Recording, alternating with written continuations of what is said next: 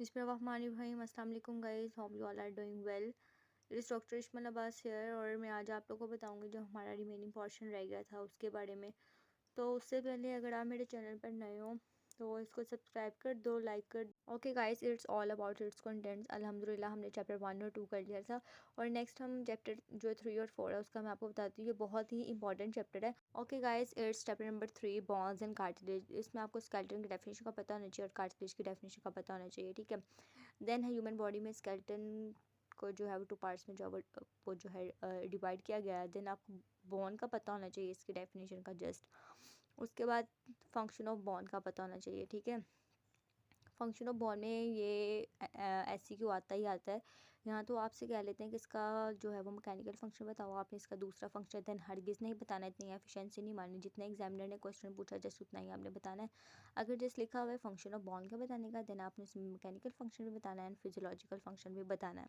Okay guys, next आपके पास है types of bond. Types of bonds आपके पास जो है ना वो 2 तरह की होती है। एक होती है कॉम्पैक्ट बॉन्ड, एक होती है स्पॉन्जी बॉन्ड। जैसे कि मैंने आप लोगों को कहा था, अगर आप जो है वो जनरल एनाटॉमी को अच्छे से कर लोगे, हिस्टोलॉजी का मोस्टली जो पोर्शन है यहाँ से कवर हो जाएगा। तो आपके पास जो है वो यही चीज़ आपके पास जो है ना आती है वहाँ पर भी इन हिस्टोलॉजी। तो अगर आप इसको यहाँ से कर लोगे तो वहाँ पर आपका इतना टाइम नहीं लगेगा, ठीक है। तो अब ये देखो, आपने इन दोनों में डिफरेंस करना है, इसको अच्छे से कर लेना है क्योंकि ये बहुत इंपॉर्टेंट है। नेक्स्ट आपके पास ये जो है वो नीचे लिखा हुआ है, ये जस्ट MCQs के लिए इंपॉर्टेंट है। There is the regional distribution of bonds. Okay okay, the next thing is that आपके पास आ जाता है there is the classification of bond. इसको जो है वो 2 तरह से आप जो है वो क्लासीफाई करते हो। There is a developmental classification and there is the regional classification.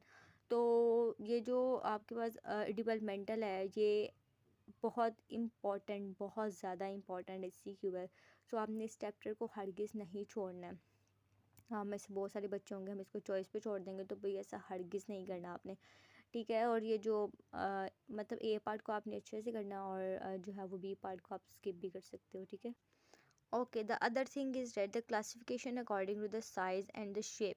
ये भी SCQ आ जाता है, लेकिन ये ऐसे इतना इम्पॉर्टेंट नहीं है, लेकिन आपको आइडिया होना चाहिए। अगर आप इसको यहाँ से कर लेते हो देन आपको अनैटमी के जो बोन्स हैं वो इतना ज़्यादा उस पर जो है ना वो मेहनत नहीं करनी पड़ेगी, ठीक है। आपको आइडिया जो है ना मतलब होना चाहिए इसके बारे में। और ये वाइवा में मतलब जो है ना वो पूछ लेते हैं। वैसे आपको ये MCQs आता ही आता है कि शॉर्ट बॉन्ड की एग्जांपल बताएं, फ्लैट बॉन्ड की एग्जांपल बताएं, ठीक है। और जो है वो टिपिकल जो है वो लॉन्ग बॉन्ड की। Okay, the next thing is that is the irregular bond. Irregular bond को भी आपने MCQs के लिए अच्छे से देख लेना। Next in the fifth one is the small bond. ये बहुत बहुत इंपॉर्टेंट MCQs भी है और SCQ भी है, और ये इस साल जो है ना वो बच्चों को MCQs आया भी था। तो ये SCQ भी बहुत इंपॉर्टेंट है, सो मस्ट डू इट। और उसके बाद आपके पास असेसरी बॉन्ड्स भी आती हैं, ये भी आपके पास बहुत इंपॉर्टेंट है जस्ट फॉर MCQ। और ये SCQ भी आ जाता है, मतलब इसकी जो है वो फर्दर जो है वो क्लासिफिकेशन बताओ। सो इसको मस्ट कर लेना आप लोग। नेक्स्ट अगर मैं आपको बताऊँ तो ये उसी की आगे से जो है वो सब टाइप्स हैं, तो इनको आपने अच्छे से जो है वो कर लेना है, ठीक हो गया। अच्छा, नेक्स्ट आपके पास आता है मार्किंग्स इम्प्रेशन होना बॉन्ड।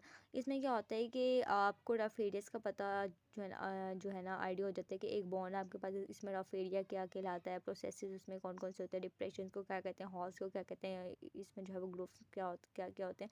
अगर आप इसको जो है वो जनरल एनाटॉमी इसके नेम्स को अच्छी तरह पढ़ लेते हो, ठीक है।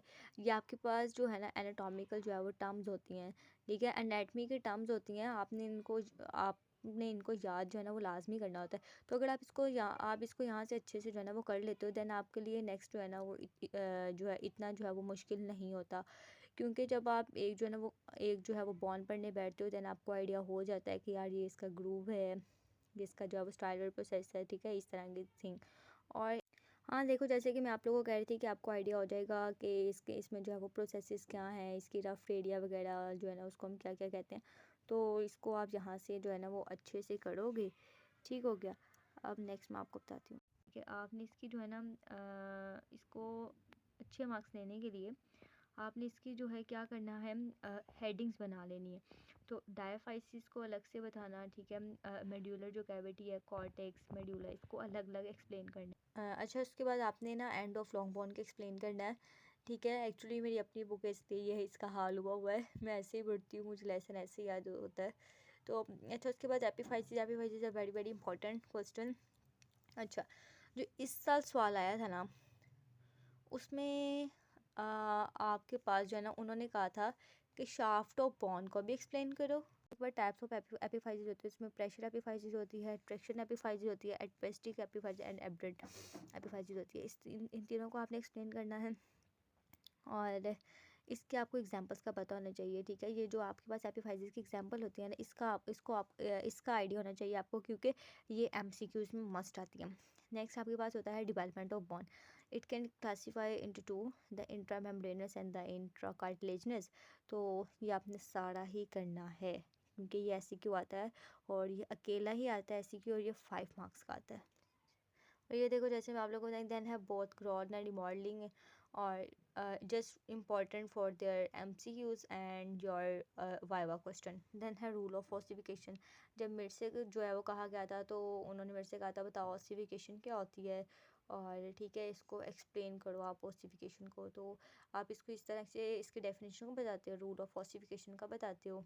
देन मैंने बताया था कि प्राइमरी ऑसिफिकेशन होती है, सेकेंडरी ऑसिफिकेशन होती है, इस तरह से आप इसको एक्सप्लेन कर देते हो। तो इसको आपने एक बार जो है ना वो रीड दे लेनी है, just for their MCQ and viva question. और इसकी मतलब डेफिनेशन को देख लेना बस। इसकी जो डेफिनेशन है ना आपका जो है वो रूल ऑफ ऑसिफिकेशन की, इसकी डेफिनेशन को अच्छे से कर लेना, क्योंकि ये एससीक्यू आ जाता होता है अनफॉर्चुनेटली। ओके, द टिपिक आपके पास जो है वो ब्लड वेसल्स और बॉन्स की बात आ जाती है। तो ये आपका इजी वे है कि आप इसको याद वगैरह ना करो, जस्ट इसकी जो है ना आप जो है ना वो गूगल करो और इसकी जो है ना वो डेफिनेशंस को अच्छे से कर लो। That's enough for you. और इंशाल्लाह मैंने अपने वक्तों में इसकी जो है ना जो है वो बनाई थी एक डायग्राम, तो इंशाल्लाह वो मैं आपके साथ शेयर कर दूँगी। तो अगर आप उसको भी बना दोगे तो इंशाल्लाह आपके एसक्यू में फुल मार्क्स आएंगे। और ये जो आपके पास जो है ना वो ब्लड सप्लाई, इसका तो क्वेश्चन आता ही आता है। ठीक है, ये देखो, ये आपके पास जो है ना आ जाती है arterial supply of mature long bone. तो ये आप इसको इस तरह से अगर बना दोगे तो डेट्स इनफ फॉर यू। तो इंशाल्लाह मैं इमेच्योर की भी आपके साथ इसको फर्दर ऐसे से शेयर करूँगी।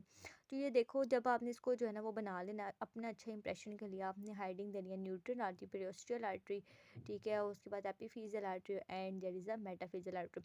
तो आपने इसमें करना क्या है कि इनकी जो है ना आपने जो है वो छोटी छोटी जस्ट जो है ना वो डेफिनेशंस बता देनी है। ठीक है, जस्ट डेफिनेशंस आपने इसके बता देनी है। जो लंबा सारा लिखा हुआ है इसको पढ़ने की करने की कोई ज़रूरत नहीं है, अपना टाइम इस पर नहीं लगाना, वही टाइम आप किसी और सब्जेक्ट को दे लेना। ठीक है, then is a venous drainage of long bone. ठीक है, ये जस्ट आपने जो है only must do for MCQs भी इसमें से नहीं आता ज़्यादा, बस इसको एक बार पढ़ लेना। ठीक है, देन ये जो आपके पास short bone, flat bone, irregular bone है ना, इसको ज़रा आप लोग अच्छे से कर लेना, क्योंकि एग्जामिनर आपको शॉर्ट बॉन्ड के भी दे सकता है।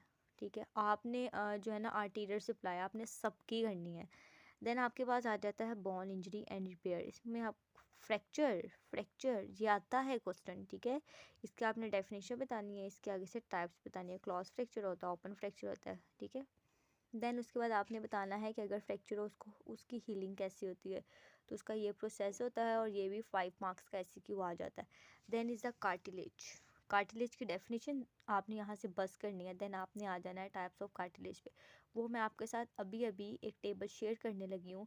यही टेबल आपने जो है वो जर्नल एनाटमी में करना है। यही टेबल आपने जो है वो क्या करना है इन देयर हिस्टोलॉजी, यही आपने वहाँ पर करना है। ठीक है, okay guys, this is my notes. और ये आपके पास जो है ना आपके पास जो है वो कार्टिलेज का डिफरेंस है, तो आपने जस्ट इसको यहीं से ही करना है। ठीक है, लाइन में क्या क्या होता है, इलास्टिक में क्या क्या होता है, और जो है वो फाइब्रो जो है वो कार्टिलेज में क्या क्या होता है। तो ओके गाइस, अब मैं आपको